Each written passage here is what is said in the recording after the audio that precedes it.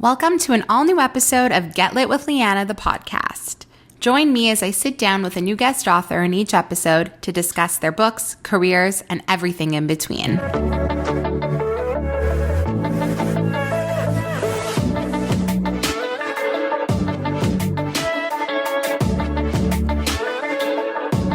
Today's episode is very, very fun because I'm joined by author Hannah Reynolds, who wrote the new holiday romance book, Nights of Flirting. What makes this book so special is that unlike most of the holiday romances we're reading this year, this is actually a Hannukah romance. And if you know me, you know that I'm an absolute lover of all Jewish romance books. So this was such a fun conversation. Hannah actually wrote a few other books under a pseudonym, so I had the best time getting to chat with her about her decision to write this book under her real name, why she loves writing love stories, the importance of telling Jewish stories, and of course, what she's working on next. So without further ado, my conversation with the very funny and very sweet Hannah Reynolds starts right now. Welcome, Hannah Reynolds, to the podcast, and happy Hannukah, because if you're listening to this right now, we are like in the depths of Hannukah. Hannukah has started. I'm not sure what day it is because we're pre-recording, but I am so excited to have you here. Chag Sameach. How are you? Hi, I'm doing great. Thanks so much for having me. Happy Hannukah. I hope everybody is eating lots of latkes while they're listening to this. And like jelly donuts, like all the sufganiyot in the world, please. Definitely. Because those are the best part of Hannukah. So I'm so excited to have you here. When your publicist reached out to me, I had already known about your book. It was totally on my radar, and it was a book that I was going to be reading anyway in the holiday season because I'm a sucker. Like, I'm the biggest mood reader of all time, and I love holiday romances. And only very recently in the last year, I'd say, have there been like more diverse options and other holidays other than Christmas that we could read about in these cold months here in Canada. So when she reached out and she was like, do you want to talk to Hannah? Do you want to talk about her new book? I was like, please, yes. So I'm so happy to have you here. But before we get into this book, I would love to know more about like your background as a writer and in particular, your experience writing under a pseudonym, like Alison Parr, right? Is the other name. So just like tell me about your writing background and all of that. Yeah, totally. Well, and I'm exactly the same way. I love me a good holiday romance, read so many of them. But yeah, I started off, I wanted to write like fantasy novels, to be perfectly honest. Okay. To be perfectly honest, to rewind it even further, I started off in like the days of fanfiction.net, if you remember that. Of course. Like, glory days. So, such a great time. And I wrote stories on their sister site, fictionpress.net. Okay. And the story I worked on the most was called And Then She Met the President's Son. And you will have no idea what it's about. I feel like that title is very intriguing. Yeah. It's exactly what you expect. It's a girl who lives in Boston, which is where I'm from, and I set my stories. And she meets the president's son, who is for some reason incognito. Who is to say why? But so that's like, I wrote that from when I was 14 to 16. And those were the kind of books that I read too. I read these like delightful, tropey romances about very normal, ordinary girls who just get absolutely everything they want. And they usually, they want a love story, but they also often want, some sort of success in their lives too. And so when I was a little bit older, I was maybe 22, I was querying a novel that I had written, which was like a superhero novel. I decided I should write something for fun for me. And again, I decided it would be about an ordinary, nerdy girl, a bookish girl. And I love me an opposites attract romance. So I thought, what's the opposite of a book girl? A sports boy. And I was like, what's the sport? It's football. And what's the sport thing? The quarterback. I did not actually know anything. That's so funny. Yeah. So then I just wrote these books and I just got lucky. A lot of it is luck and timing with the publishing industry. And I happened to have written this book in 2012, 2013, when a new genre was emerging, which was the new adult genre. And so there were a couple books that were really making it big at the time. Colleen Hoover had just written her first book, I think. Yeah. Let's see, Easy by I'm going to Tamara Weber. So there were a few books like this coming out, And Harlequin had launched a digital arm called Carina Press. And so I sent it to them and they said, yes, we'll take it. Everyone else Without an looked at it. agent. Yeah, no agent. I didn't have an agent. I just sent it to them straight because I had talked to some agents and editors, and they all said they didn't want to read books. No one would read a book about a 23-year-old. That was too young. You could write about teenagers or you could write about 28-year-olds. And I was like, 28 is old. You know, I was like, isn't that awful? It's crazy. It's so crazy to think about. So Carina was like, we will publish your experimental novel about a 23-year-old. And this book I had written, it's called Rush Me. And I had written to be about this girl who is Jewish because I wasn't writing it for anybody about me. And so I was just like, I'll write a book about me, sort of falling in love with this person. So that's basically where they started. I thought I was writing these books for fun. I was shocked that they were my first books that got published, but they did. And again, I was very lucky. I got a 3-book deal. So I wrote them between 22 and 24. And wild. Yeah, it was wild. In retrospect, I had zero idea what I was doing, but I was having a ton of fun doing it. I'm sure. Yeah. So why did you decide to write those books under a different name? So I think that the prevailing wisdom at the time was that you wanted to make it clear what you were writing for your audience. And I always knew I wanted to write young adult fiction and perhaps, adult fiction. And I knew I wanted those under my real name. And at the time, people were saying, well, you can't also write romance under your real name because you will confuse the youths, which is now something I'm not sure I buy into this anymore. Yeah, agree. I do not, but yeah. Right. So, but at the time, they were basically like, if you're writing romance, you want a pen name. And there were all these horror stories about people who wrote romance and then they were also moms and their son's teacher Googled them and was like, oh my God, one of the parents in the PTA writes romance, which, so I think that, so that's why I sort of did that. And then the other wisdom that I heard was it was still a brick and mortar time.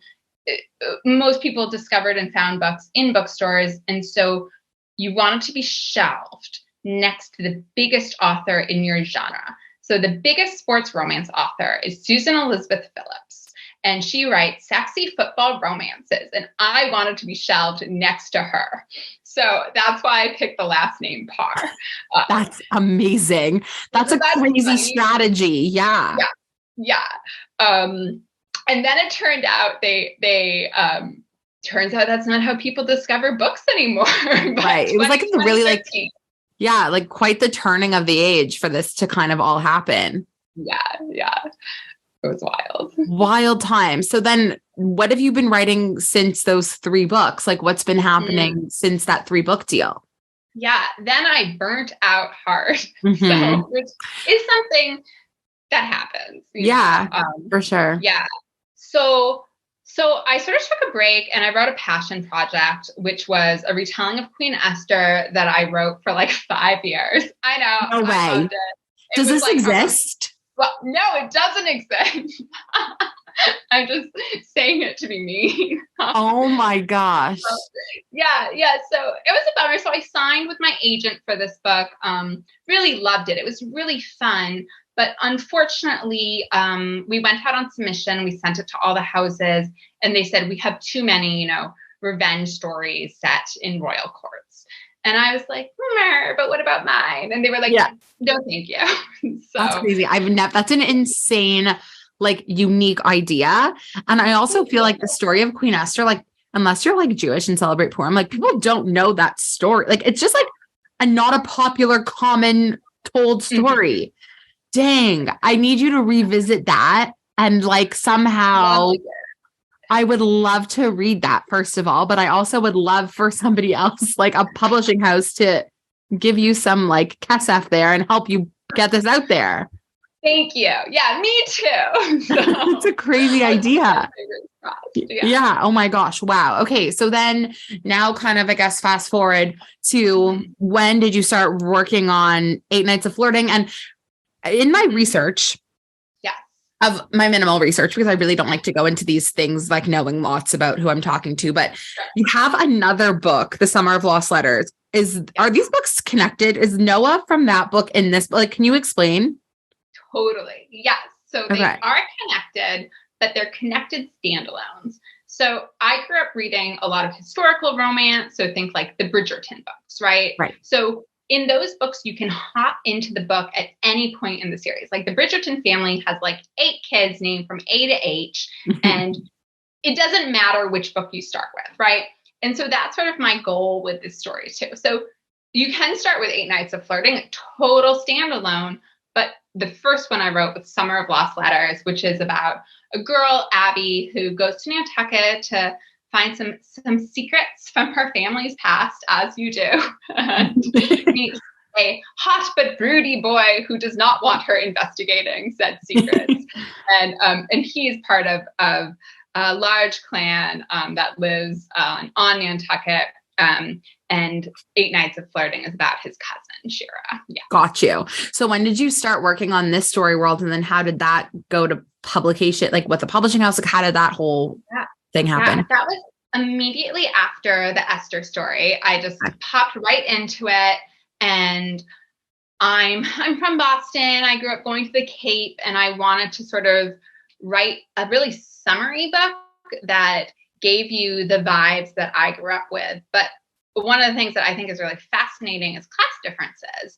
And so I wanted to explore that. And I thought, where do you explore class differences in the Cape? You go to the islands. So you go to Nantucket, which has a lot of very wealthy families there. It has a lot of other populations too, but that's the one that, it's known for. But like, there's a lot of people there. So, so I put my girl there. And then what sort of grew out of that is I wanted to have this old storied family. And, I wanted them to be Jewish. I had to figure out this whole wild invention of how do I get my Jewish family to Nantucket in the 1840s, Crazy.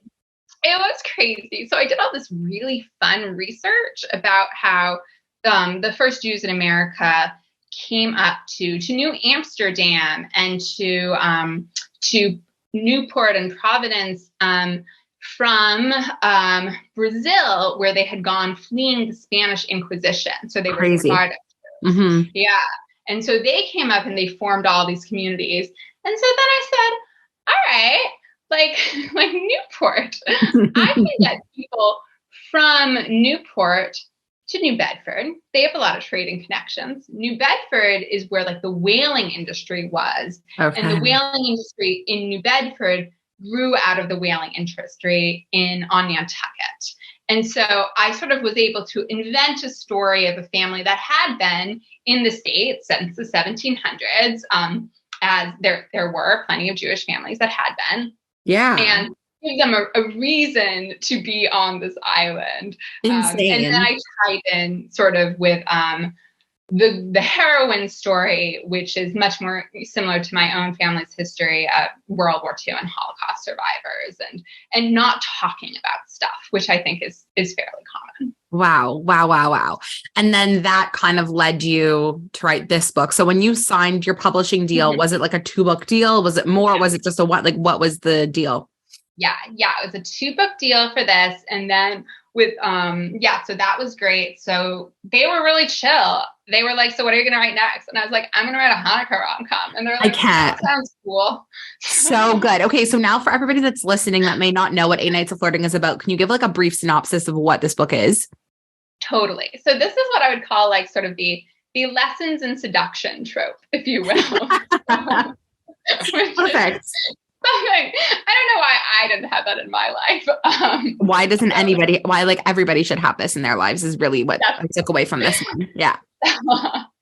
So it's about this girl. She's going home. She's going to Nantucket to her family's giant house for Hannukah.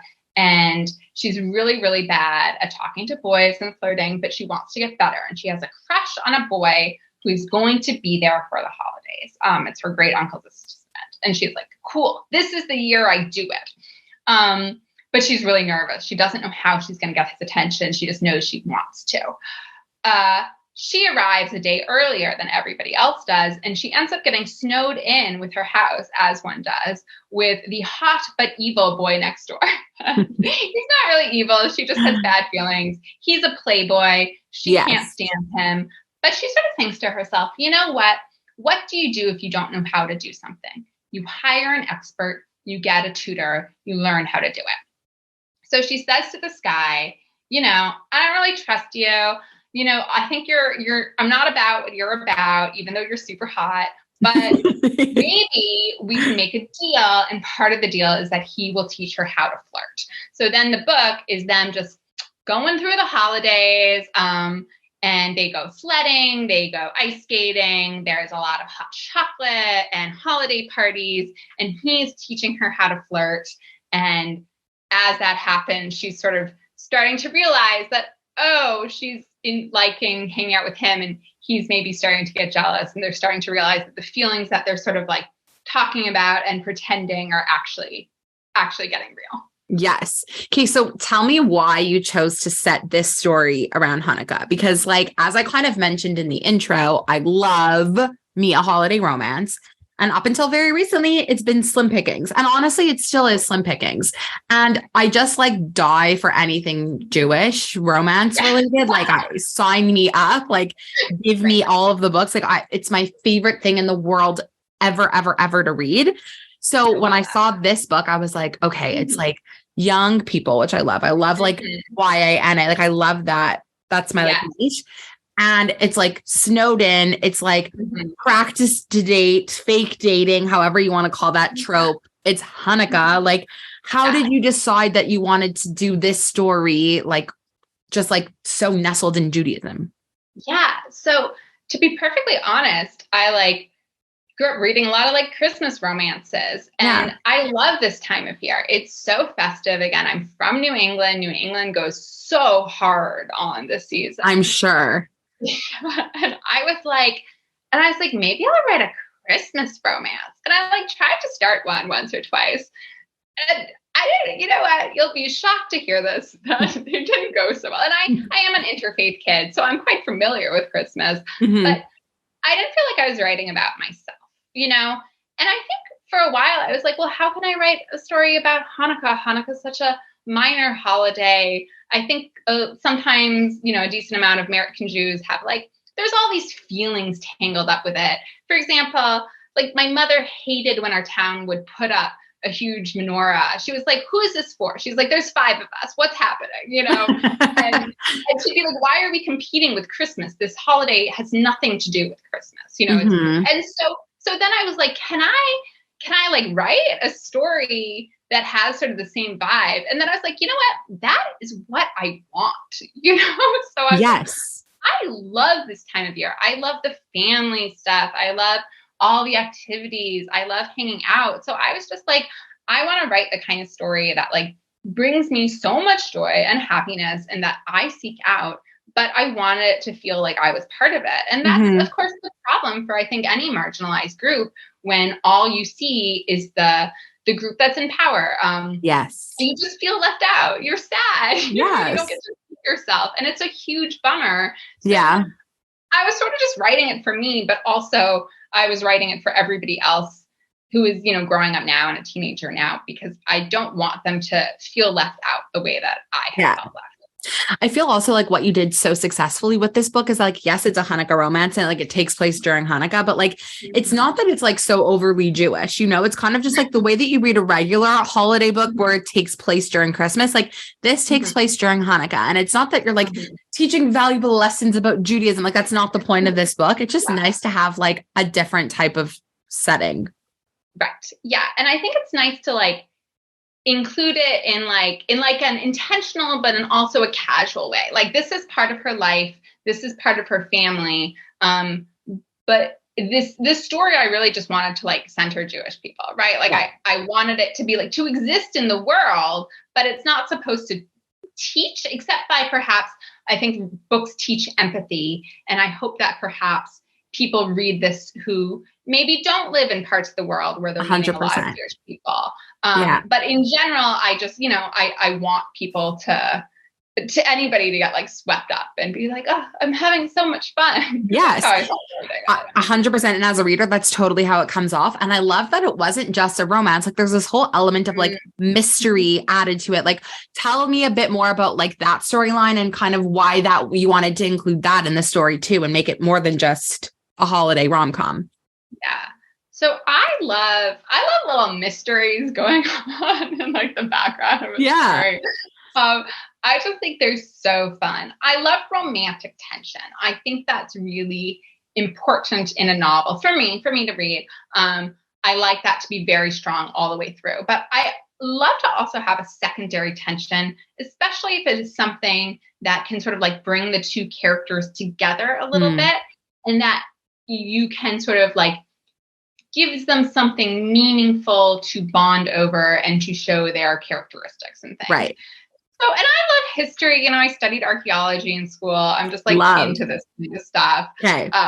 Yeah. So like I wanted there to be a little story in the background. Basically what happens is they arrive on the house the first night and they have been sent to decorate the house for Hannukah. So they go up to the attic and lo and behold, they trip over a loose floorboard and there is a hidden box of old treasures. And so they fun. just decide we got to figure out this deal. And it sends them on sort of this quest all over the island to figure out what happened to one of Cher's ancestors on Nantucket and a shipwreck and a sort of forbidden love story, if you will. It's so much fun. How do you outline parts of stories that are like that are so, like when you're writing kind of two different types of stories, like what's the outline process like? It's a mess. Yeah, I'm sure. It's like I have a million different drafts at once going on.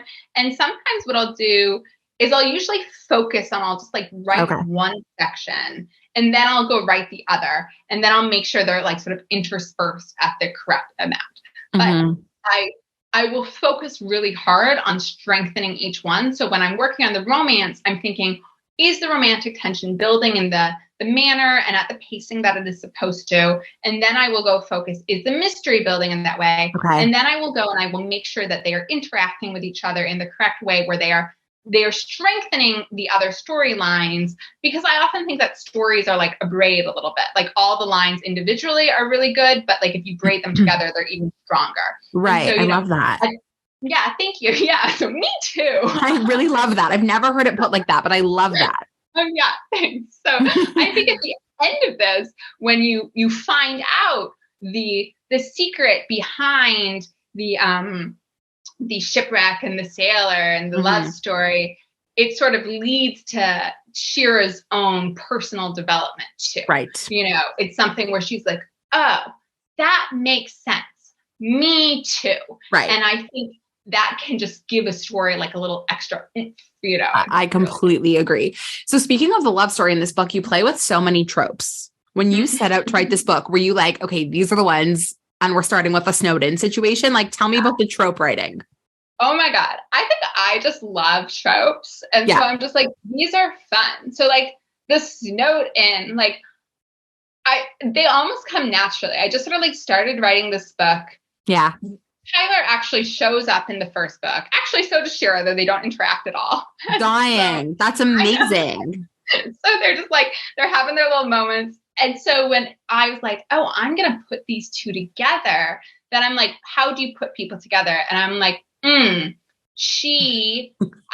love the trope of like, somebody was in love with somebody and then something happened and it switches sort of. So like Shira's deal is that she had a huge crush on Tyler, who's this beautiful golden boy. And then she told him when she was 14 that she loved him, and he laughed because he was 16 and he was like, you're a kid.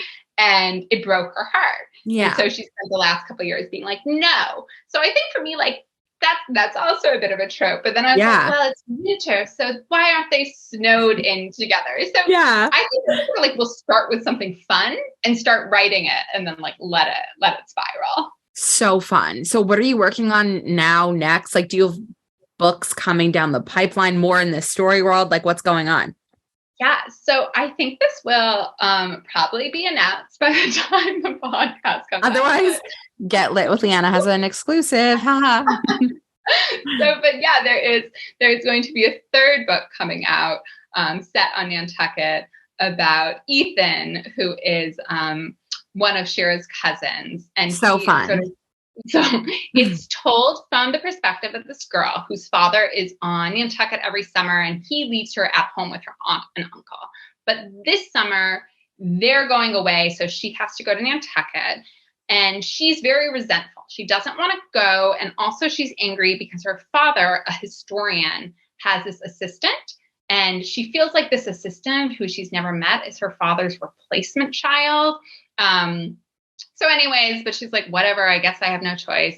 She's headed to Nantucket, and she also has decided she's not going to hook up with anybody anymore. She's a very messy girl. She's very different than Shira. Okay. But then there's this really hot boy on the boat. So she's like, fine, maybe we'll just make out a little bit. The summer hasn't started yet. And then, of course, she gets to Nantucket, and it turns out that he's her father's assistant. Oh, my God. So that's next. So fun. Do you have any idea, like timeline wise, like when we could get it into our hands? Like, is there a pub date? Any idea? We don't have an official date yet, but I think it's actually going to be a bit. It might be summer 2024, which I know is forever, but publishing is a slow moving beast. I'm sure. And how far are you like in the process? Like, is the book finished? Like what's? Yeah, it's actually done. To be perfectly honest, I already wrote another book after that. So look at you. Look at you. Yeah. That's amazing. So we're about to go into edits, which is so fun.